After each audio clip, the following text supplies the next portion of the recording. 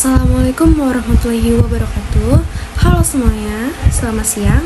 Perkenalkan saya Widi Triandri dengan NPM 24411150 dari Universitas Teknokrat Indonesia, Program Studi Manajemen Angkatan 2024. Oke, di video kali ini saya akan membahas bagaimana kita dapat menggunakan analisis SWOT sebagai alat untuk merancang perencanaan diri baik dalam jangka pendek maupun jangka panjang. Yang pertama, apa itu analisis SWOT?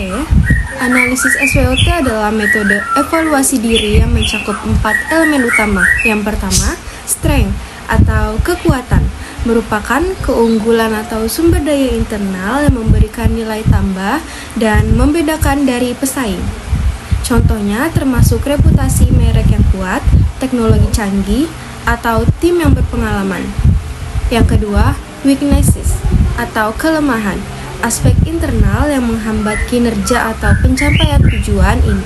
Ini bisa berupa keterbatasan sumber daya, kurangnya inovasi, atau struktur organisasi yang tidak efisien. Yang ketiga, opportunities atau peluang, faktor eksternal yang dapat dimanfaatkan untuk keuntungan seperti tren pasar yang positif, perubahan regulasi yang menguntungkan, atau kemajuan teknologi.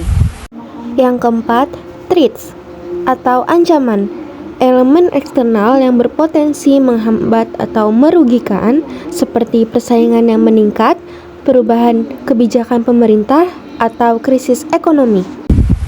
Dengan memahami dan menganalisis keempat komponen ini, individu atau organisasi dapat merumuskan strategi yang lebih tepat sasaran, memaksimalkan potensi, serta mengantisipasi dan mengatasi tantangan yang mungkin dihadapi.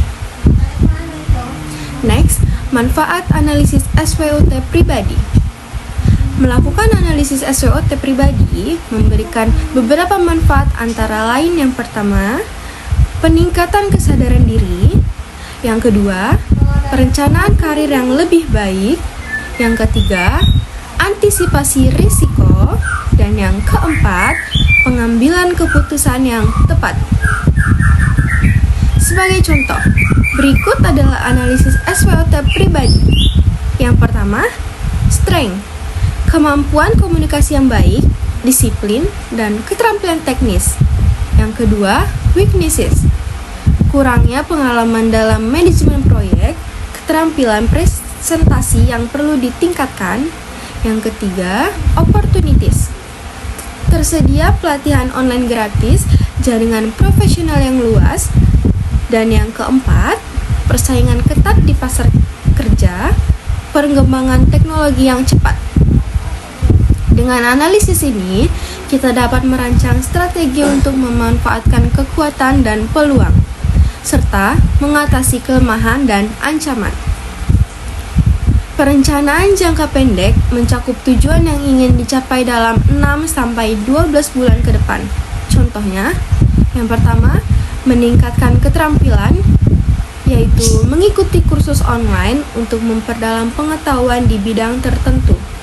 Yang kedua, memperluas jaringan, yaitu menghadiri seminar atau workshop untuk bertemu dengan profesional lain. Dan yang ketiga, meningkatkan kesehatan, yaitu menetapkan rutinitas olahraga dan pola makan yang sehat.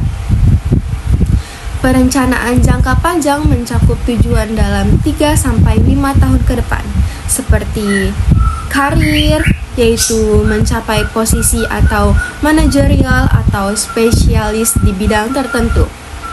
Yang kedua, pendidikan, melanjutkan studi ke jenjang yang lebih tinggi.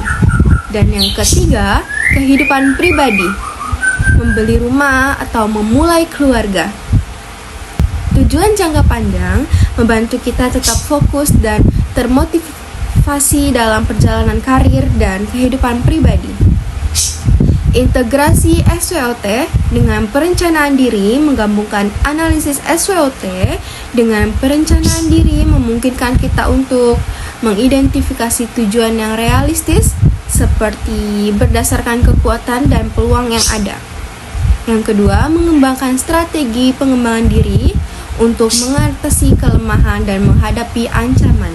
Dan yang ketiga, memonitor kemajuan dengan menetapkan indikator keberhasilan yang jelas. Dengan memahami diri melalui analisis SWOT dan merancang perencanaan yang matang, kita dapat mengarahkan langkah kita menuju masa depan yang lebih cerah dan terarah. Kesimpulannya, analisis SWOT membantu kita mengenali kekuatan, kelemahan, peluang, dan ancaman dalam diri sendiri. Dengan pemahaman ini, kita dapat merancang perencanaan diri yang lebih terarah, seperti jangka pendek, yaitu menetapkan langkah-langkah konkret untuk pengembangan diri dalam waktu dekat, dan jangka panjang, merancang tujuan besar yang ingin dicapai dalam beberapa tahun ke depan. Mengintegrasikan analisis SWOT dengan perencanaan diri memungkinkan kita untuk memanfaatkan potensi secara optimal dan menghadapi tantangan dengan strategi yang tepat. Baik, itu saja yang bisa saya sampaikan mengenai analisis SWOT serta perencanaan diri di jangka pendek dan panjang. Terima kasih. Wassalamualaikum warahmatullahi wabarakatuh.